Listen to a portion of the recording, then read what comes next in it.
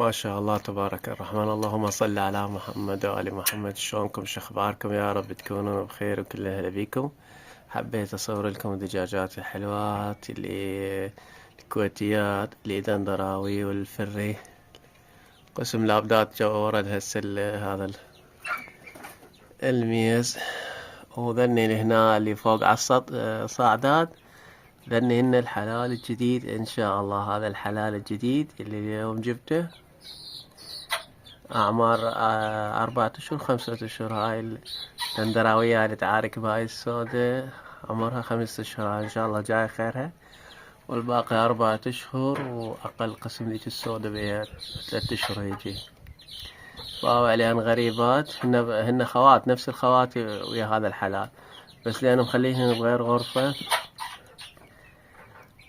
هسه من جبتهن من نفس الجناي اللي قبل بسا جايب من عنده ذني،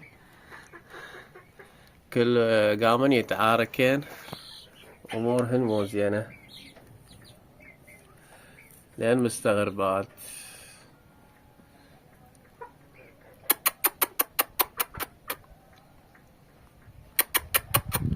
ما شاء الله تبارك الرحمن. هذا الديك الشوكي.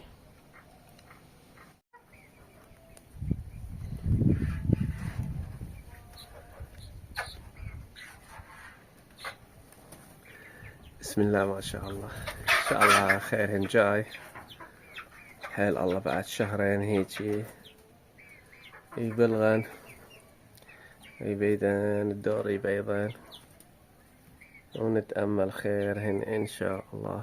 ادعونا برزق التوفيق شبابنا الطيبين، الله يحفظكم.